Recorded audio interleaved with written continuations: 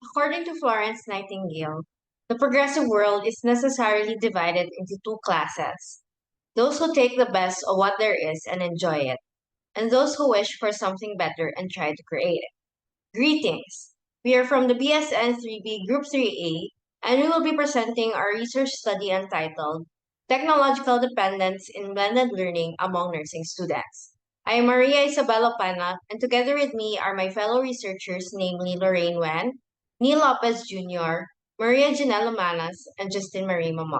The study aimed to recognize the level of technological dependence on nursing students during blended learning.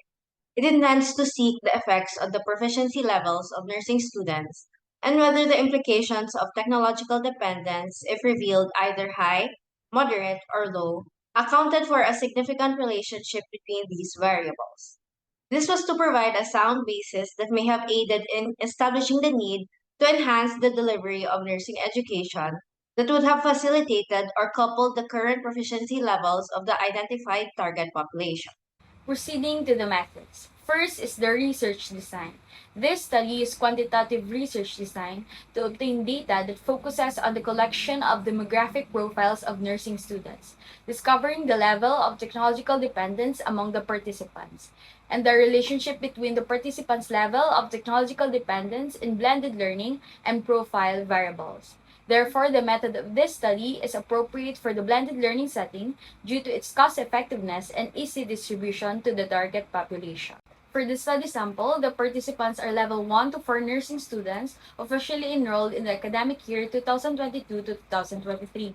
Using the Rousseff sample size calculator, it was determined that a sample size of 276 participants out of a total population of 963 nursing students. It was divided into 4 portions, totaling 69 individuals per year. Moreover, the study utilized simple random sampling from male and female level 1 to 4 nursing students under blended learning. This sampling technique employs that individuals within the population are given equal chances of being selected, thereby comprising the sample population. The researchers modified the standardized questionnaire by adding questions to the demographic profile of the participants, changing and creating new statements for the Likert scale. The research instrument is two-part modified standardized questionnaire. The first part is the demographic profile of the participants, and the second part is the technological dependence. This study utilized Likert scale instrument, a measurement to determine the level of technological dependence among the nursing students. Gooden's-Gates validation tool was used to ensure the validity of the instruments, and a score yielded to 4.8. And a Kernbeck alpha test was used to determine the reliability and internal consistency, which generated a score of 0.879 and was denoted as reliable. The demographic profile of the participants included their year level, sex, section, type of device used, and connectivity status. And it's worth noting that in comparison to all other options, the mobile phone had the highest frequency and a percentage, which indicates that the majority of the nursing students enrolled during blended learning access online learning platforms and accomplish tasks through their mobile devices. In addition, the table indicates that the most of the participants have reliable and stable internet connection at home. The level of technological dependence during blended learning was in accordance with the mean of the gathered data, when the results indicated that the students under blended learning are moderately dependent on technology. In analysis, there is neutrality in how students utilize and incorporate technology in the said learning setup, wherein it can be deduced that the students are more inclined to utilize their technological devices if the given situation necessitates it. To further expound on this context, if a class shifts to the online setup and when students are accomplishing assignments, these scenarios more often than not require the use of technology. Likewise, the availability and kind of materials would vary for students in the face to face settings. In relation to technological dependence, students then may not heavily rely on or dwell on their technological devices as they become accustomed to their features and functions. Hence, students then would seek other means to occupy or meet their current needs.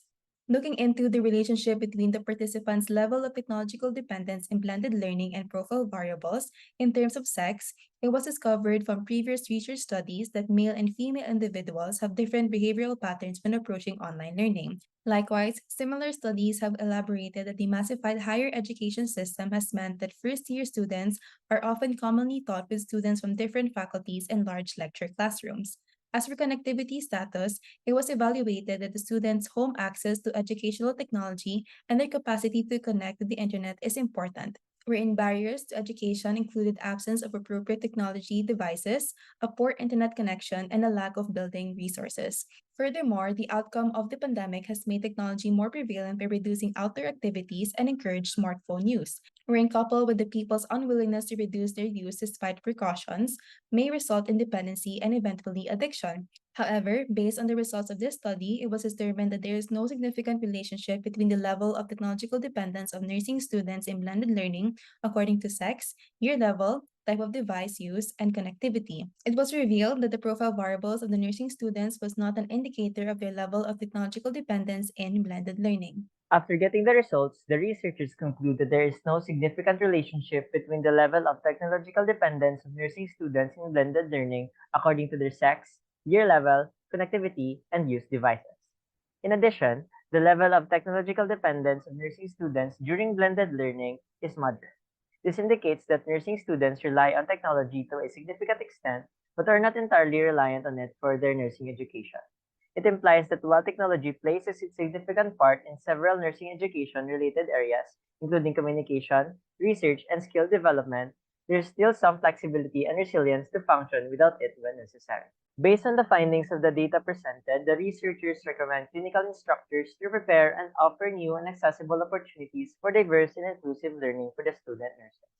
As for nursing students, personal feedback is encouraged regarding their experiences and adjustments under blended learning to maximize the delivery of nursing education based on their preferences.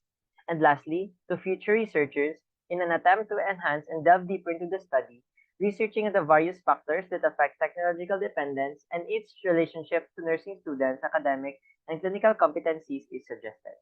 In such a way, it uncovers the basis for technological dependence and identifies its role in academic and clinical standing. And this concludes our presentation. Thank you for listening and God bless.